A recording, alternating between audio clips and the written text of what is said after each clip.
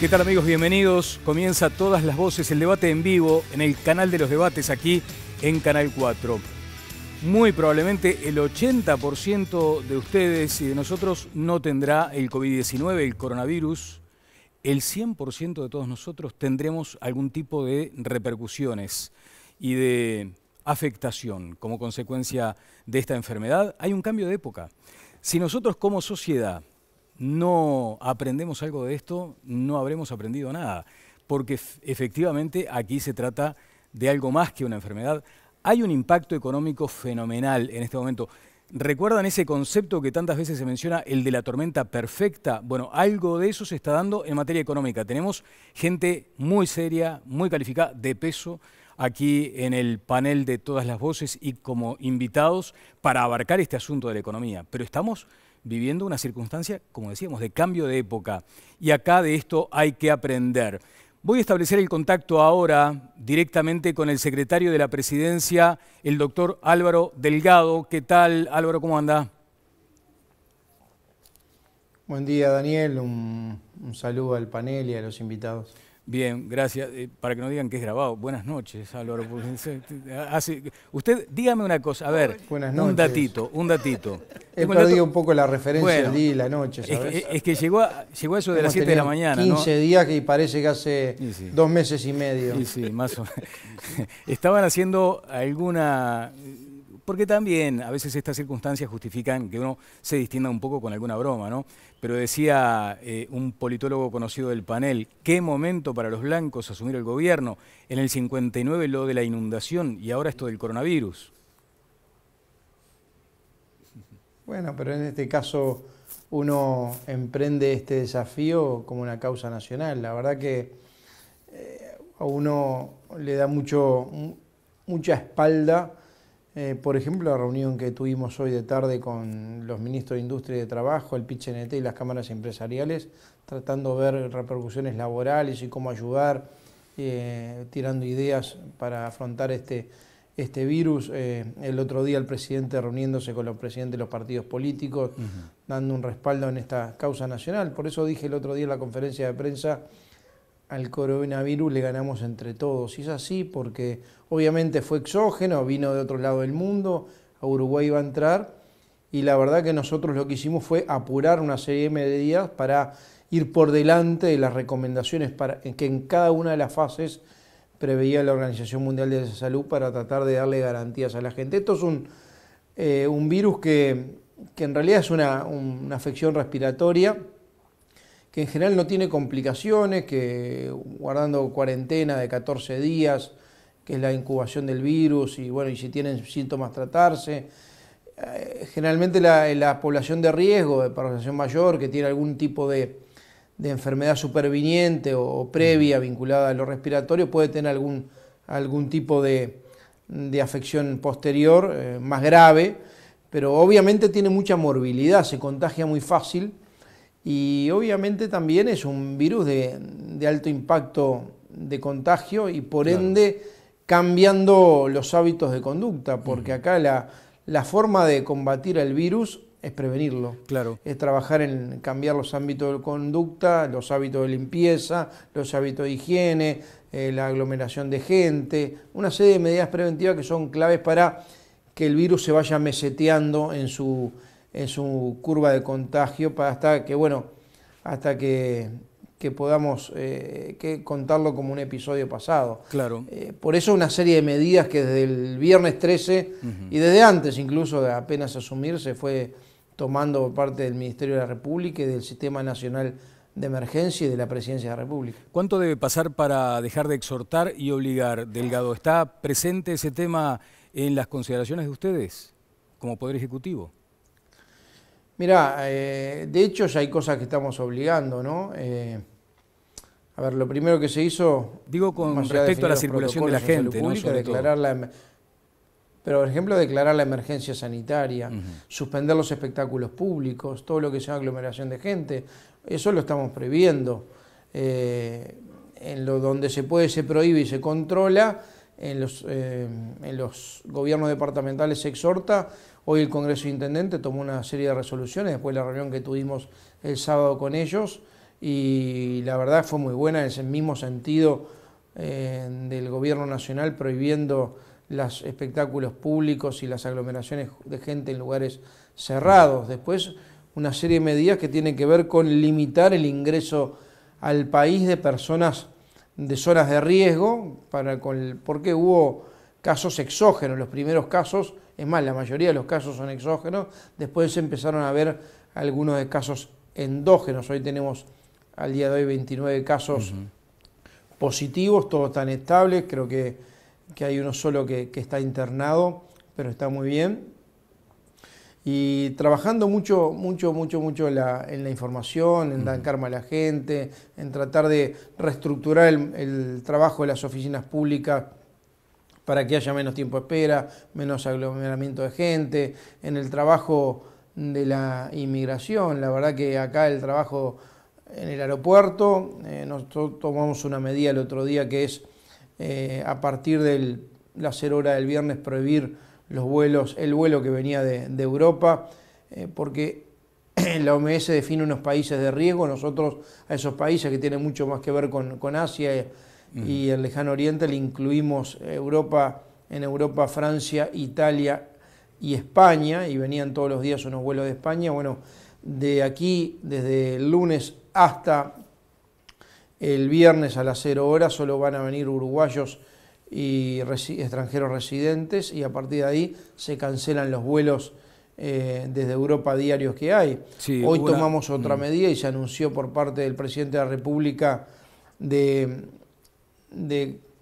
cancelar la circulación, no de mercaderías, sino de personas a la República Argentina, exceptuando obviamente los uruguayos y los residentes. Argentina me ha tomado la decisión de cierre de fronteras, nosotros hemos tomado la decisión de cierre parcial de fronteras, hoy le incluimos el tema argentino porque Argentina permitía salir, no permitía entrar, pero permitía salir, y bueno, muchas de esas personas terminaban nosotros haciendo todos los controles epidemiológicos en Uruguay, Álvaro, sobre todo cuando venía a Argentina para salir a otras partes del mundo. Bien, sobre este punto vinculado a Argentina, trascendió hace algunos minutos la eventualidad de que Buquebús detuviera sus actividades, suspendiera por un tiempo. ¿Le consta a la presidencia eso? Sí, yo hablé hoy con el presidente del Buquebús, con otras empresas, con los intendentes del litoral, porque una medida como la que empieza a regir a partir de las 0 horas de hoy del lado uruguayo, reitero, del lado argentino está funcionando desde ayer, que es prohibir el ingreso de personas extranjeras a la Argentina, excepto mercaderías. Lo que permitían era salir. Hoy la medida que toma el Uruguay, y se anunció por parte del presidente, es hacer lo mismo, que es no permitir el ingreso de extranjeros por los puertos, por aire y por la vía fluvial y marítima, aérea y terrestre, o sea, tiene que ver con los puentes con la República Argentina, obviamente exceptuando lo que son mercaderías, mercancías, ayuda humanitaria, todas esas cosas así, y sobre eso va a haber un protocolo. Claro, de hecho especial. Se anunció eso en la conferencia de prensa. Nosotros nos comunicamos con los intendentes y nos comunicamos con las empresas del caso. Bien, Álvaro, tengo algunas consultas de Viviana, también de Fito Garcés, pero además hoy el asunto acá en Todas las Voces va a girar en torno a la economía. ¿Hay una voluntad del Poder Ejecutivo, del Gobierno, encabezado ¿sabes lo que pasa, Daniel? Sí, dígame. Daniel, esto que tiene que ver además con conductas, y por eso apelar mucho a la calma de la gente. Acá se están tomando las medidas, por delante de lo que viene pidiendo la OMS, la Organización Mundial de Salud, porque cuanto más drásticas sean las medidas de entrada, más posibilidades de éxito tenemos en evitar la propagación del virus. Y también tiene un impacto económico que ni siquiera está medido, porque lo veíamos hoy con las cámaras empresariales, el PIT-CNT, tiene que ver el impacto laboral, el impacto en la productividad, impacto en las exportaciones, impacto en la recaudación. Claro, a eso iba, Álvaro. Entre otras cosas, en el consumo. Y eso, eso justifica que se postergue el ajuste, por ejemplo. Pero primero está la salud, ¿sabes, Daniel? Por eso. Primero está la salud. Nosotros hoy tenemos que enfocarnos en el tema sanitario, tratar de que el virus se expanda lo menos posible, y una vez con eso controlado podemos empezar a evaluar y mitigar algunos aspectos vinculados a lo económico. Estamos buscando soluciones para lo laboral, el seguro de desempleo, la posibilidad de licencia anticipada, buscar mecanismos con el PIT-CNT, con las cámaras, pero bueno, todos son parches vinculados a lo más importante, que es tratar de, dentro de esta situación, que todos tengan el menor perjuicio posible. Va a haber un impacto económico, yo creo que muy importante. Lo primero es la salud, notoriamente lo primero es la salud. Pero bueno, sobre eso hay que afrontarlo. Esto es una realidad y tenemos que afrontarla de la mejor manera posible. Delegado, buenas noches. Dos consultas. La primera, una de las principales preocupaciones en el mundo es buenas noches. Que los sistemas sanitarios no colapsen. Aquí en Uruguay tenemos hoy 29 casos, fue lo que anunciaron hace algunos instantes nada más en conferencia. Ninguno o la mayoría no están dentro del sistema sanitario, están en sus domicilios. ¿Nuestro sistema sanitario está preparado para absorber o para atender a cuántos casos de coronavirus? Mira, Viviana, está buena la pregunta porque queremos dar la tranquilidad que está previsto. Es más, el ministro de Salud Pública y el subsecretario de Trabajo se reunieron hoy con los trabajadores de la salud privada y pública, con el sindicato médico, el PIT-CNT, con FEMI, con las emergencias médicas, porque le estamos pidiendo además a la gente que llame a su domicilio, ¿verdad? Y que se quede en su casa ante cualquier tipo de alteración. Lo mismo le dijimos, me olvidé decirlo como medida anterior, tomamos la decisión de suspender las clases durante 14 días, que es el pedido de incubación, a todo nivel, y sea público o privado, asegurándole la comida a los niños que comen en las escuelas. Pero volviendo a tu pregunta, sí, estamos preparados en ese sentido. Hoy parte del comité de crisis que se crea en salud pública con todos los actores de la salud tiene que ver con eso, que es preparar para una eventual aumento de la capacidad de internación o atención a nivel de sanatorio, sea a nivel de sala o a nivel de CTI en el caso necesario.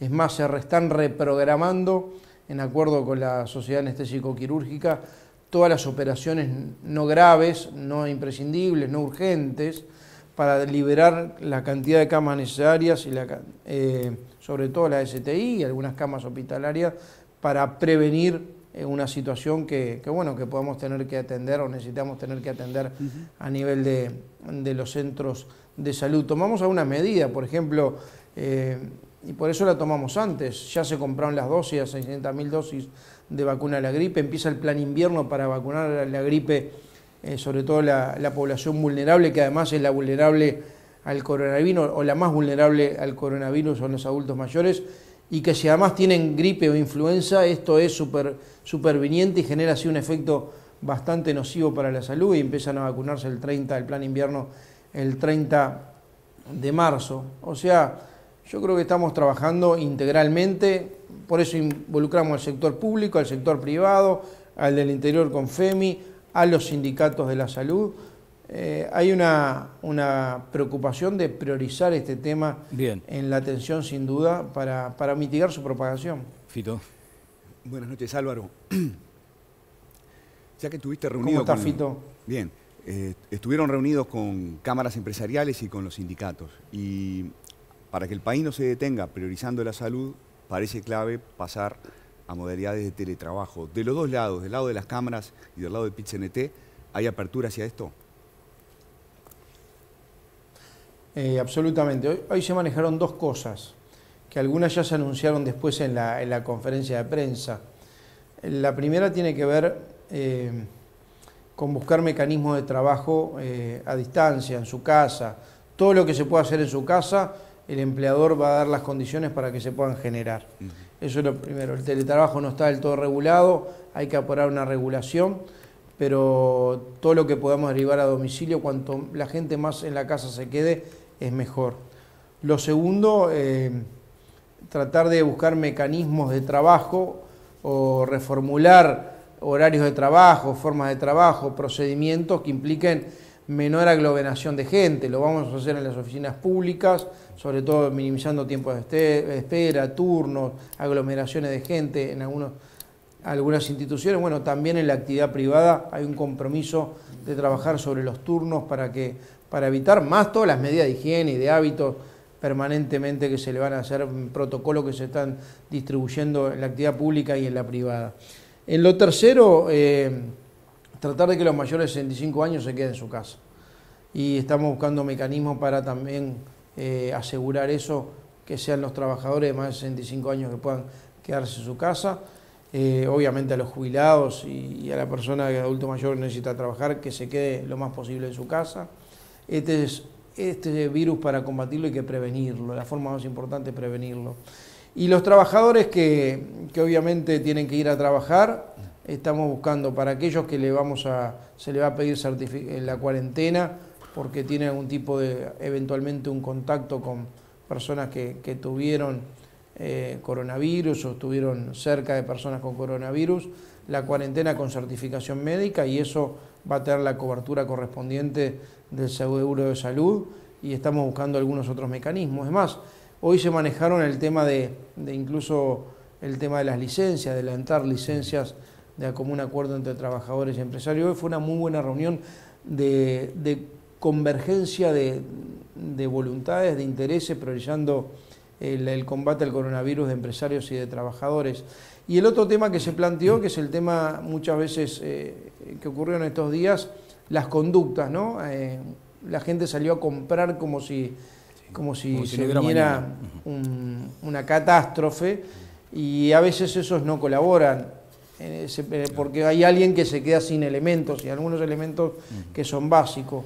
En ese sentido, el Ministerio de Economía tuvo reuniones con los grandes superficies, con Cambado, con diferentes actores para tratar de asegurar suministro en todo sentido, a darle tranquilidad a la gente que no va a haber ningún tipo de escasez de nada. Y el alcohol en gel y las mascarillas, que el Uruguay ya está produciendo el alcohol en gel o produciendo mascarillas. Nosotros definimos hoy, el Ministerio de Economía y Finanzas, lo anunciamos en la conferencia de prensa, ya que hubo algunos remarques de precios, bueno, ir evidenciando todos los días los precios de los productos de la higiene que son necesarios para prevenir el coronavirus, va a ir manifestando los precios de referencia para que, bueno, que todo el mundo se adecue a precios estándar y que ninguno pueda quizás abusar de la necesidad de tener estos elementos de higiene indispensables. Y además estamos evaluando que el Estado pueda llegar a importar exento de aranceles, incluso el Ministerio de Economía, la posibilidad de mascarillas y alcohol en gel, más allá de la producción que a partir de este miércoles vuelve a entregarnos ANCAP de alcohol en gel. Bien, lo invito a que nos siga ahí en su casa ahora, porque comienza el debate aquí en Todas las Voces. Muchas gracias, Álvaro. La opción, usted dice siempre que esto es muy dinámico, ¿no? La opción de la prohibición compulsiva de circulación es algo que se maneja, por ejemplo, ¿está en el horizonte esa posibilidad? Mira, vemos algunos países que han tomado una situación de casi toque de queda, lo vimos de en guerra, España, ¿no? Francia, por ejemplo.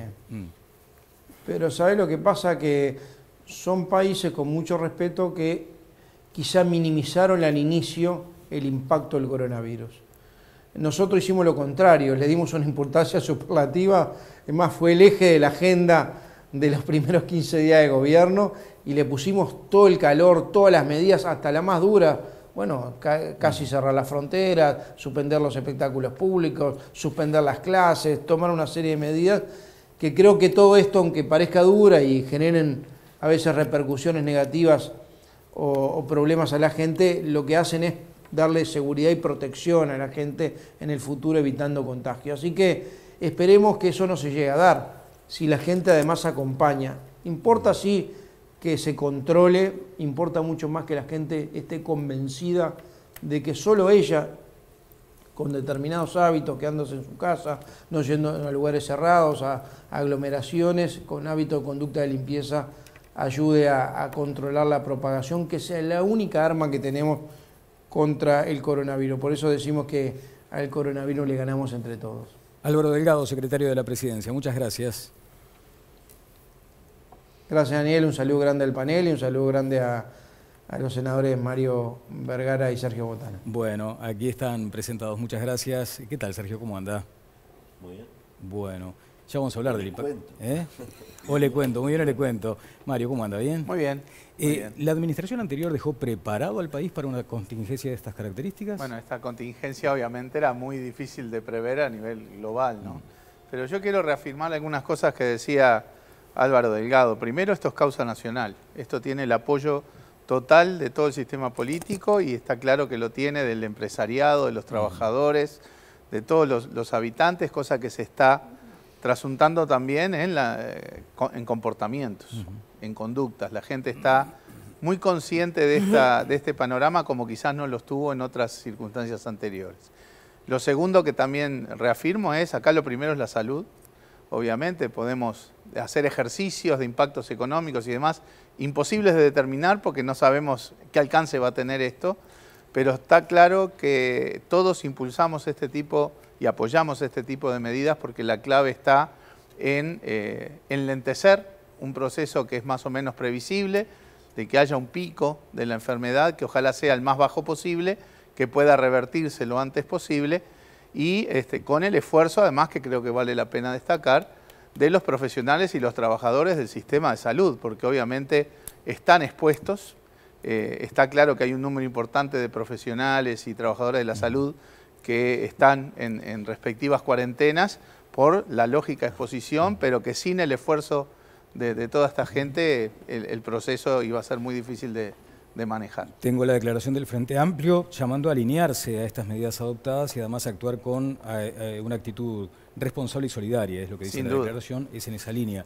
¿Le da cierta tranquilidad esta conducta política? Obviamente, pero no esperaba otra conducta de parte de ningún actor de la política de la República Oriental del Uruguay. Siempre hemos enfrentado este tipo de situaciones con responsabilidad absoluta de los distintos poderes del Estado y de los distintos actores de la decisión nacional. En este caso, lo ha transmitido claramente, especialmente el director de la Oficina de Planeamiento y Presupuesto, Isaac Alfi. No es posible tener ya una estimación del daño ni en términos globales ni exactamente cuánto va a afectar a cada sector de la producción, a cada espacio del territorio nacional, a cada persona, en definitiva, porque esto se juega en el hogar de cada quien y eso es lo más trascendente de todo. Pero lo que sí nos animamos a decir en nombre de todo el sistema político, con responsabilidad absoluta, es que el gobierno y la oposición van a responderle a cada uno de los uruguayos afectados, obviamente en la medida de lo posible y de lo razonable, bueno, pero porque indudablemente el país no está en una condición en la cual podamos decir, bueno, tenemos acá estos recursos para compensar toda situación y algún costo vamos a tener, obviamente, cada uno de los ciudadanos de este país. Claro, pero además se da esa... La gente puede tener la tranquilidad de que hay responsabilidad, hay orejas abiertas, hay gente estudiando, estimando y tomando medidas a cada minuto y se van a tomar las medidas ulteriores que se deban tomar y eso es imprescindible. Bien, Sergio, pero también me gustaría volver sobre lo que todos nosotros estamos considerando en este momento, ¿no? Había un plan y ahora aparece esta circunstancia que le decíamos, la tormenta perfecta, o sea, nadie podía imaginar que iba a suceder algo de esas características. Entonces, ¿en qué medida, en su condición de economista, uno puede llegar a decir, bueno, acá va a haber seguramente una caída de la actividad, va a haber menos plata, va a haber más desempleo? Todo eso, lo de los platitos, después me gustaría además, porque está el componente de la inflación, el componente del tipo de cambio, los platitos chinos, en algún momento voy a volver con... ¿Qué haría usted con estos platitos chinos hoy en la mano, Mario? Connie, ¿cómo te va? Buenas noches, Daniel, Mario y Sergio. Yo creo que el tono y la manera en que nos van a notar esta noche no es el habitual de nuestro programa de debate, porque es normal que tengamos una tendencia a ensalzar los perfiles de las visiones y concepciones que son de nuestra preferencia o de la preferencia de nuestros adversarios políticos o de nuestros compañeros en un gobierno. Pero hoy por hoy me parece que el país entero está atrás del gobierno, no tiene absolutamente nada que ver con los resultados y por supuesto en lo personal me parece que el criterio de estar con la libreta para cobrar cuentas, ¿qué es lo que hace cualquier comerciante que tiene a un cliente que anda en la mala? No sale con la libreta y se la tira por la cabeza, sino dice, avísame cuando se dé vuelta la torta. ¿Tá? Entonces, me parece que vamos a enfrentar, venimos atrás en el pelotón, los números y la estadística en estas cosas es de recibo, podemos ver performances distintas, pero yo estaba mirando los datos últimos. Voy con eso después, si te parece, Connie. De un trabajo extraordinario que hace la Universidad Johns Hopkins, y uno puede de allí sacar conclusiones importantes. ¿Causa nacional esto, Vallardi? Sí, yo no tengo duda. No es la primera vez que tenemos que responder y cerrar filas con el gobierno. Lo hicimos en el 2001 cuando Las Tosas. Yo recibí la comunicación, era el coordinador de la bancada de diputados en aquel momento, recibí la comunicación del ministro de Ganadería de la época a las 10 de la noche en el Parlamento, y creo que efectivamente hay que cerrar filas porque hay un componente que tiene que ver con el desafío que tenemos de aplanar la curva de contagiosidad. O sea, es un germen que ha demostrado una elevada contagiosidad, y el tema central es que si no aplanamos la curva de contagiosidad, el sistema sanitario puede colapsar. Esto es lo que le pasó a Lombardía, una zona rica del norte de Italia. Entonces yo creo que acá es un problema de cerrar fila con el gobierno y, por otro lado, el tema de apelar a la responsabilidad individual para, de alguna manera, tratar de que todos colaboremos en mantener la curva aplanada, porque recordemos que hay un problema que también tiene que ver con, bueno, me comprende la generalidad de la ley, aunque no esté ejerciendo, que es el tema de preservar no solo las capacidades y la infraestructura, sino la salud del personal de la salud, porque esto podría ser terrible. Catastrófico, sí. En segundo lugar, dos cosas. Yo creo que se han hecho cosas. Hoy escuché al inspector de trabajo en un programa de la tarde, en que hacía reconocimiento de que se habían generado normas o marcos legales que extendían beneficios que deberían ser analizados, y seguramente están siendo analizados por el gobierno actual en la materia. Reivindico que desde el punto de vista de la conectividad para el teletrabajo, e incluso en lo que tiene que ver con el tema de la educación a distancia, eventualmente con el Plan Ceibal como instrumento, es algo que fue hecho y que nos puede poner en condiciones, desde el punto de vista general, en el teletrabajo, en aquellos lados donde pueda ser acordado, la extensión de la conectividad a lo largo de lo ancho del país, y en lo que tiene que ver con el tema del Plan Ceibal, la posibilidad que, si esto se termina extendiendo, en realidad pueda, en fin, ligarse o vincularse a los niños y a los adolescentes a clase a distancia. En la universidad también podría ser. Está pasando. Quiero ir con Fito, con Viviana, pero antes me convoca Jimena Sabaris porque tenemos, como siempre, nuestra consigna. Jimé, ¿cómo te va? Muy buenas noches, un placer saludarlos hoy. Tenemos nuestra consigna. Abrimos entonces el sondeo que presentamos en nuestra cuenta de Twitter, @todaslasvoces4. También estamos leyendo sus comentarios con el hashtag Opino en TLB, pero hoy les preguntamos a ustedes cómo creen que impactará en la economía mundial el coronavirus. ¿Será un impacto fuerte, muy fuerte o soportable? Recuerden que pueden votar hasta el final del programa y estaremos compartiendo entonces los resultados a la brevedad. El lado bueno de una inmensa desgracia, yo lo diría así, ¿no? Hace un rato hablábamos de la crisis del 59, ¿no? De las inundaciones. Podríamos hablar de epidemia de fiebre amarilla del siglo XIX. Estos eventos catastróficos ocurren una vez cada tanto y nos está tocando vivir ese momento tan especial. Tiene un lado bueno que yo diría que es, creo que nos estamos calmando todos. había mucha gente muy preocupada hace 10 días atrás, 15 días atrás, por la estabilidad de la coalición. Y decían, el principal problema que tiene Uruguay, el primer problema político es la eventual inestabilidad de la coalición. Y yo decía, y lo sigo diciendo, el principal problema político de Uruguay es el tono que estaba fuera de lo razonable de la relación entre gobierno y oposición.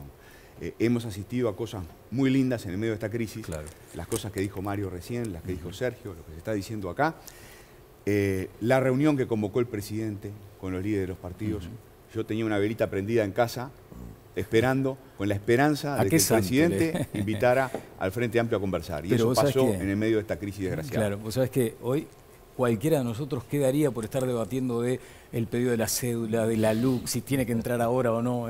Daríamos cualquier cosa por estar en aquellas discusiones. Hoy estamos ante una situación muy, muy delicada. Vivi. Creo que el causa nacional le queda un poco chico, porque la realidad es que estamos ante la principal crisis sanitaria mundial del último siglo. Y esto recién comienza, por lo menos para la región. Y hay que tener conciencia de que más allá de que las autoridades tienen responsabilidad, una responsabilidad muy grande entre sus manos, nosotros también, porque tenemos que cambiar nuestros hábitos. Y ojalá que lo que decía Bayardi, el tema de la educación a distancia y demás, pueda implementarse, porque realmente se va a necesitar, porque se van a perder mucho tiempo de clase. Y recordar que hoy y mañana los padres que necesitan que sus hijos coman pese a que no hay clase, tienen que ir a anotarlos. Es hoy lunes, ya pasó el día, o sea, mañana es el último día. Bien, en este marco uno se pregunta, porque claro, estábamos retrotrayéndonos en el tiempo a situaciones muy severas, pero hay quienes entienden que podemos estar ante un crack financiero. Como decía Viviana, esto es un asunto que nos compete ya como humanidad, ¿no? Hay un cambio de época, pero puede hablarse también de una característica que haga que la economía que venga post-coronavirus va a ser otra, Sergio. Sí, yo lo que creo es que tenemos que ser sumamente cautos en esta materia, que si no hemos todavía podido medir los impactos que la crisis va a generar a nivel global y a nivel continental y mucho menos en el nivel nacional, mal podríamos... Pero viste cómo reaccionan los gobiernos, las bolsas... El capital es cobarde siempre, lo sabemos. O fue por la declaración de Azucena Arbeleche que se quebraron las bolsas del mundo, o que Brasil devaluó más que nosotros. No, fue porque todo el mundo se quiso parecer en una moneda segura. Entonces eso va a ser así, ese tipo de consecuencias las vamos a tener movimientos especulativos, vamos a tener retracción del comercio, vamos a tener retracción de la producción, pero esperemos que eso no sea tan grave, que sea absolutamente superable. Y bueno, y mientras tanto en el Uruguay sepamos que tenemos que seguir en esta línea de trabajo con la que se hizo la actualización de las tarifas, que fue bajando, haciéndolas por debajo del nivel de inflación del periodo, de modo de ya previendo lo que van a ser las rebajas de costos de funcionamiento que van a tener esas empresas por mejora de eficiencia.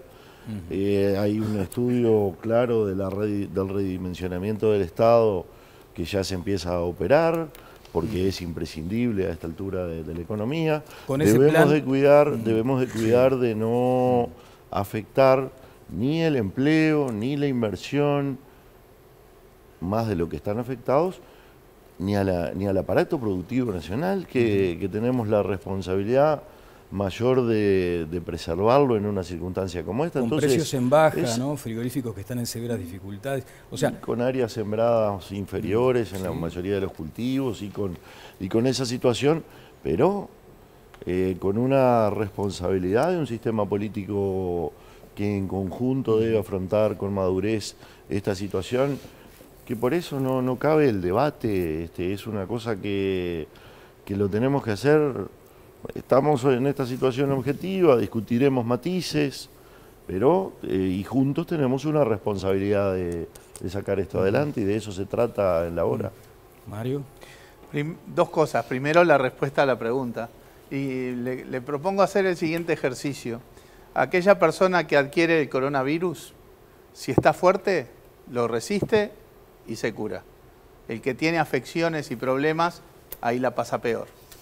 Con el sistema financiero y el sistema económico global, yo creo que es lo mismo. ¿El coronavirus tiene impactos a nivel global en términos económicos y financieros? Sí.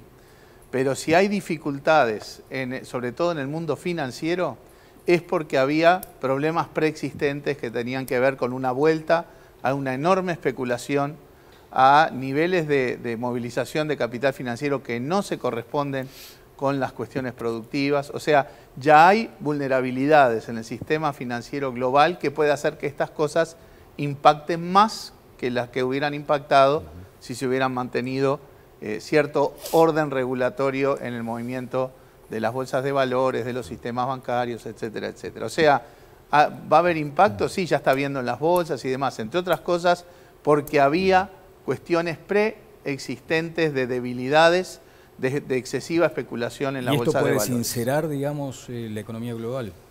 Y vamos a ver, es muy difícil pronosticar eso. Obviamente cuando ocurren estas cosas, de alguna manera ayuda a sincerar. Y lo otro, voy a seguir un poco el no debate con Botana. Nosotros no debatimos desde que éramos compañeros en el gremio de estudiantes de ciencias económicas, allá en los 80. Es hora de revertir eso hoy. Falta un abrazo, falta un abrazo.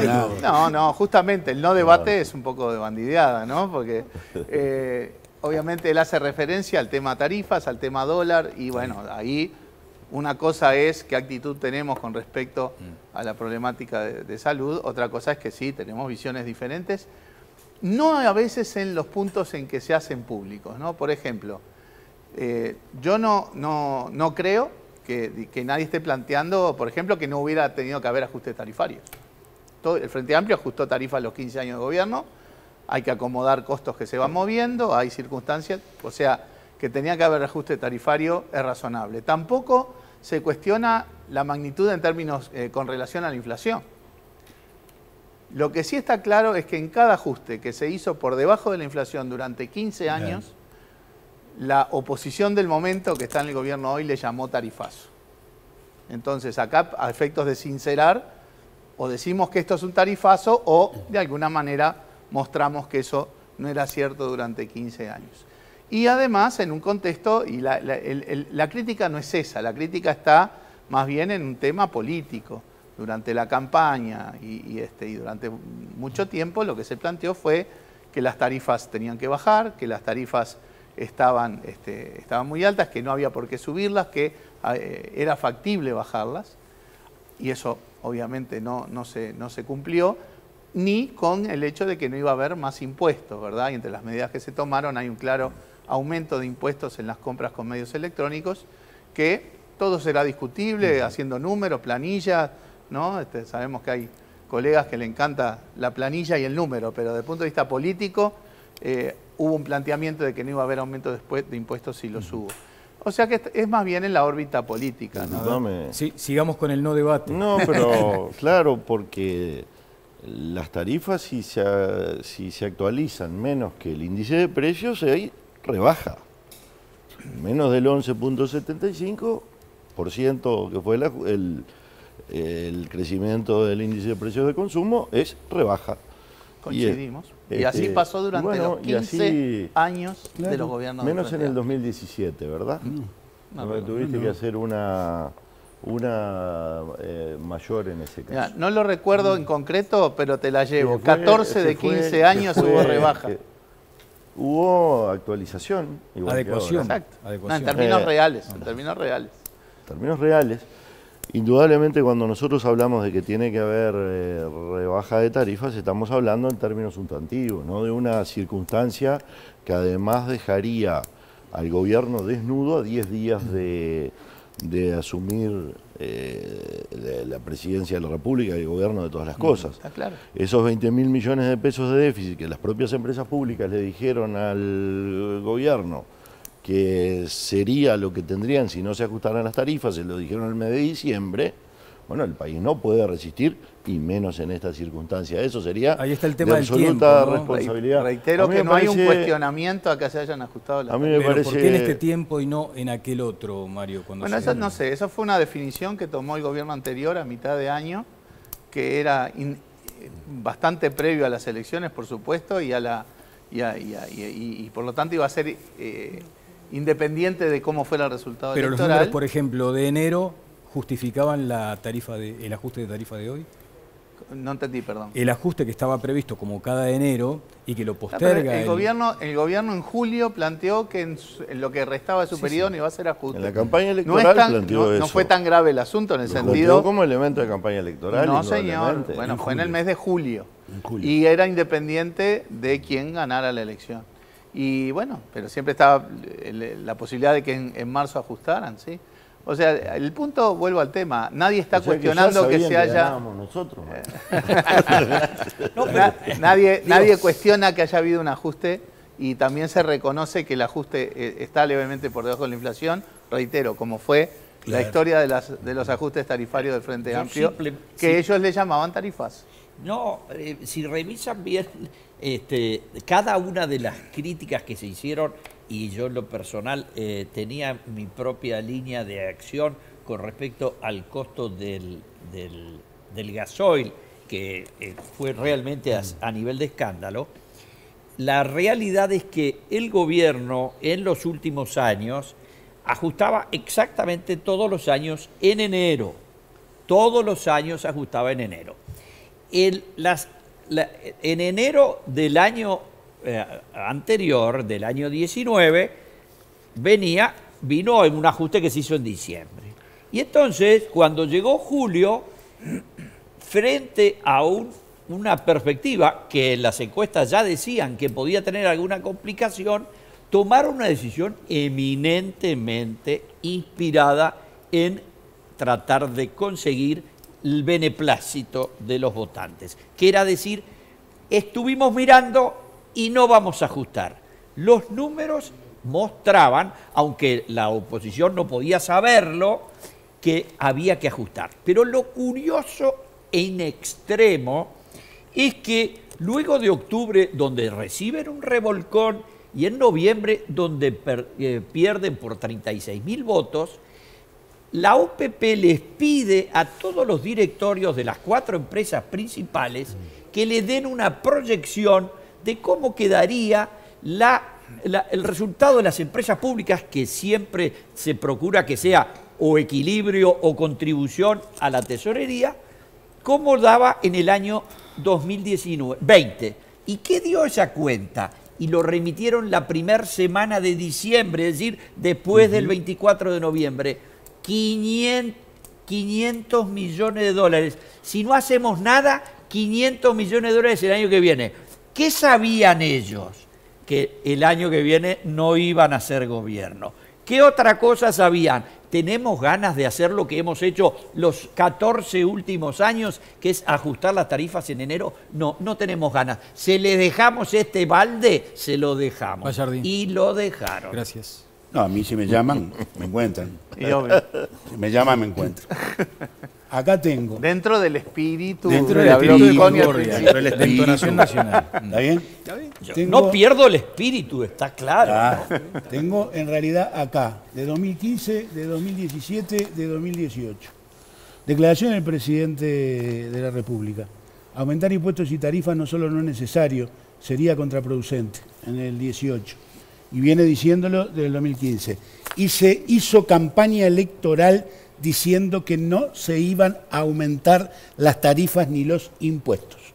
Y cuando se ajustó las tarifas durante los gobiernos del Frente Amplio, estamos hablando de los últimos 5, por debajo de la inflación, se habló de tarifazo. Y se incendió la pradera de tarifazo. Y todos compartimos acá que en realidad cuando uno ajusta por debajo de la inflación, no es tarifazo, es una adecuación tarifaria.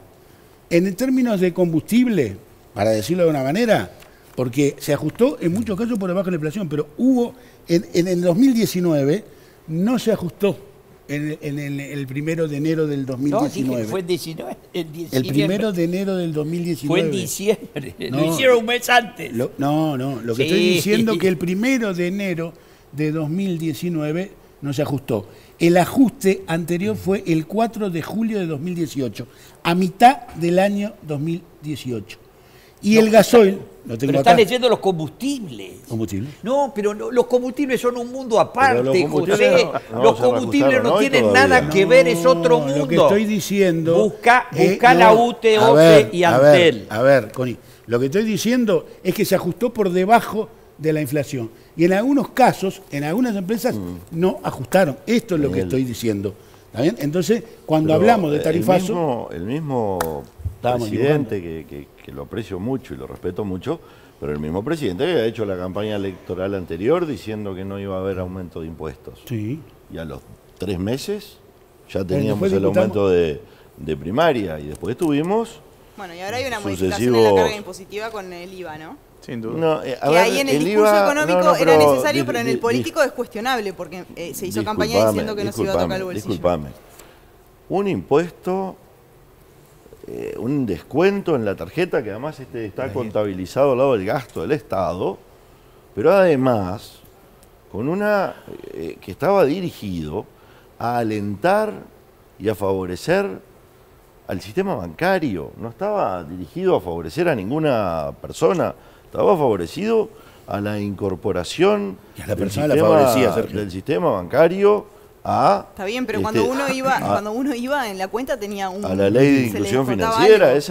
esa era la idea, porque a los bancos les llegó su Uber también, y tenían que darle medidas de aliento. A ver, Mario. Y eso es lo que está quitando este gobierno. Este gobierno lo que está quitando es un privilegio No, pero al sistema bancario. Pero se le repercute al Que lo uruguayo, paga, es cierto, Sergio. alguna gente... O sea, cierto si que alguna recaudás gente más vía impuestos... alguna no, gente se le va a encarecer, alguna gente se le va a pero encarecer ¿se recauda la más comida o no, en el Sergio? ¿Se restaurante. recauda más o no? No, Sergio. Por la vía de un No es impuesto. obvio.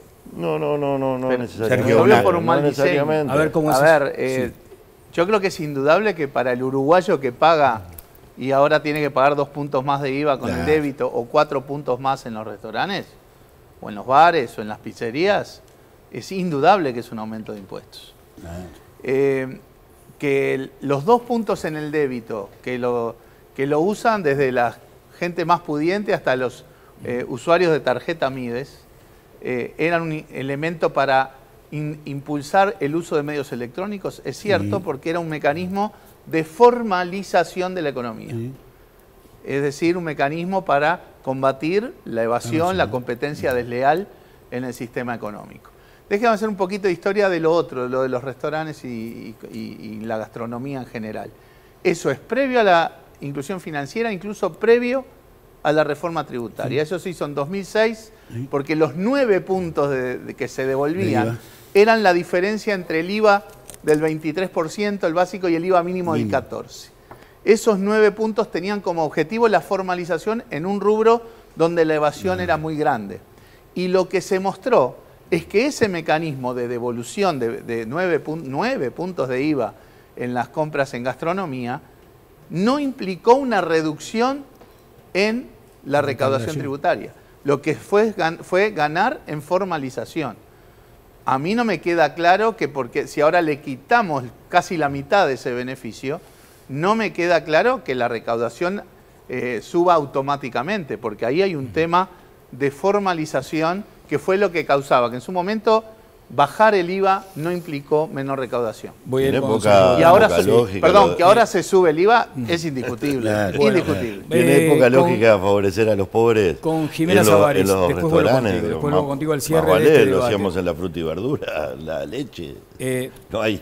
Pero no se alienta, por ejemplo, la eventualidad de que asomen una vez más índices inquietantes de informalidad, por ejemplo.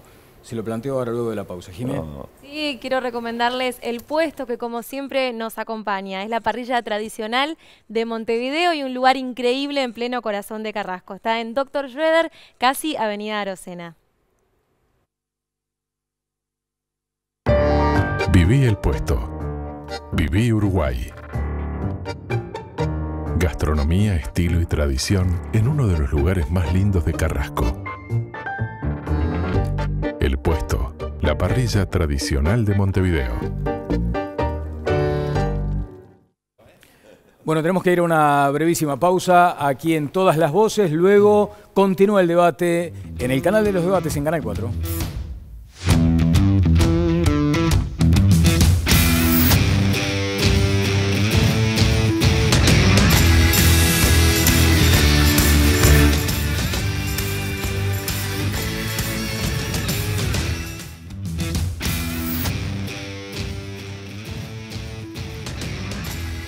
Bien, Jimena, vamos a cerrar el sondeo de hoy, por favor. Así es, hoy les consultamos desde nuestra cuenta de Twitter cómo creen que será el impacto económico en el mundo a raíz del coronavirus. Allí ven los resultados en pantalla, un 71% cree que muy fuerte, fuerte un 21%, 7% soportable y un 1% cree que fue mínimo. Hoy recibimos 1.183 votos.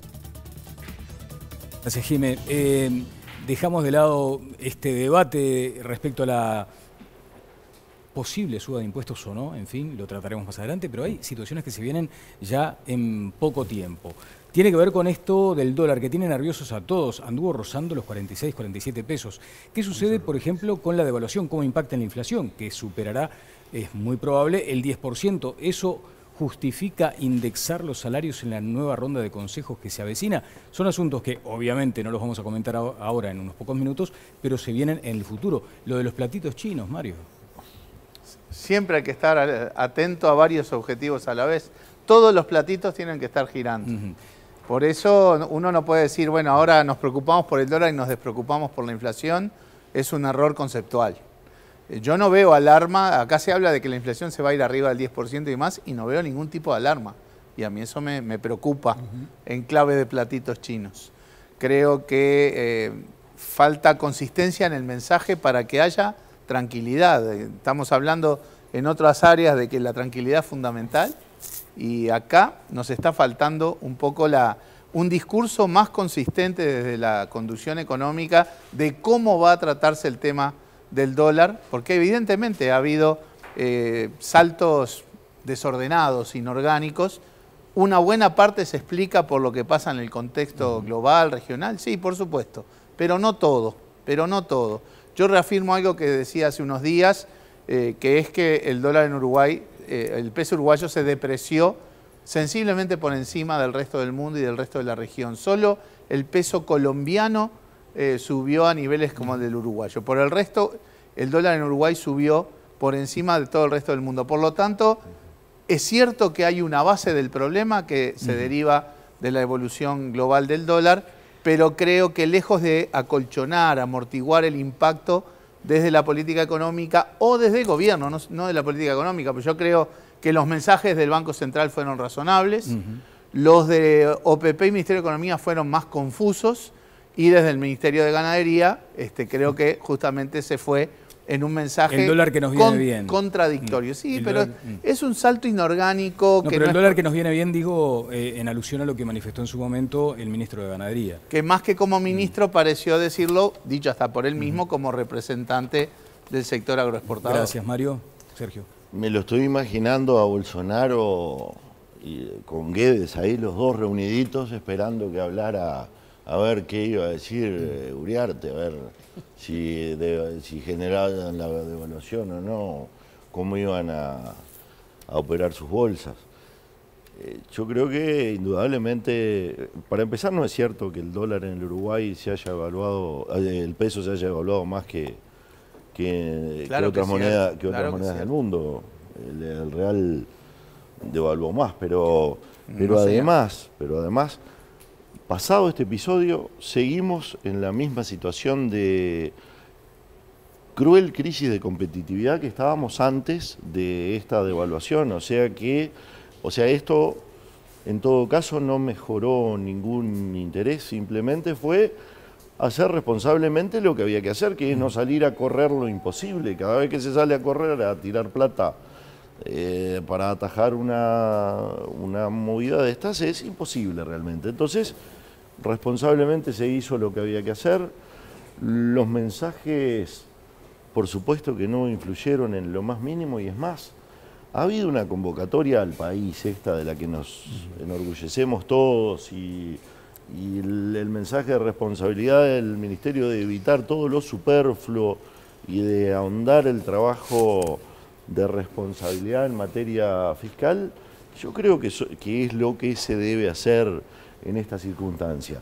Pasada la circunstancia, que esperemos dure muy poquitito, bueno, viene la preocupación por bajar los costos de los factores, los costos de funcionamiento portuario, los costos de los combustibles que no han subido, los costos de las propias tarifas, para mejorar lo que debemos mejorar, porque el sistema financiero puede ayudar y ayuda a mantener la estabilidad, pero la vida de la gente la mantiene su trabajo, y su trabajo es la función de producción y el empleo. Gracias, Sergio. Solo una frase. A ver, brevísimo. No se gana competitividad si la inflación se va alegremente para arriba. Bueno, no se ha ido ni se va a ir. Cierro con el panel. Connie. En la noche de hoy, antes de venir acá, estaba hablando Pablo Guedes y estaba diciendo todo el esfuerzo que el gobierno de Brasil va a hacer para combatir el coronavirus. No estaba hablando de qué ha pasado. Fíjense que las empresas brasileñas cotizan en la bolsa de Nueva York y hoy bajó 12% después de haber bajado el jueves 9,71. Así que cada uruguayo a las cosas. Hoy es la salud, como dijo Mario Vergara. Se vienen tiempos muy difíciles, ya lo sabemos. Gobierno y oposición tendrán que seguir confrontando puntos de vista.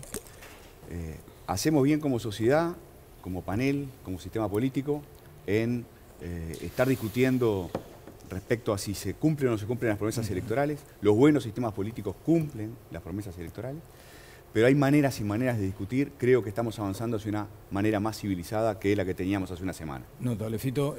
José Gallardi. Sí, yo creo que hay, diríamos, una situación emergente, esa situación que se ha dado ahora. Creo que se está planteando, en mi opinión, hasta ahora, la única reserva que tengo es lo que dijo el secretario de la Presidencia, ¿está bien?, de que desde el punto de vista económico se va a ver el estado de situación en la que se queda. Porque si venimos en la misma línea que se venía en el discurso en relación al ajuste, ¿está bien?, yo creo que vamos a impactar mucho más negativamente la economía, porque comparto lo que dio el resultado empírico de la gente. Creo que va a haber un fuerte impacto global. Se viene el si hay diario un del fuerte lunes. impacto nacional, creo que la economía va a sufrir mucho. Me está correteando. Sí. Breve, solo. El dólar hoy cerró 45.53 y te voy a plantear un debate en el final. Ah, bien. Porque Isaac Alfi dijo que encontraron las empresas públicas con 500 millones de dólares de pérdida. Y Álvaro García dice que la entregaron con 400 millones. Me hubiese gustado preguntarles, pero como no hay tiempo, una frase. Es el debate de la semana que viene. Es el debate de la Queda el semana debate que planteado. Queda el debate planteado por Viviana Fue Ruggiero. positivo, el resultado de encaje. Queda el debate planteado por Viviana.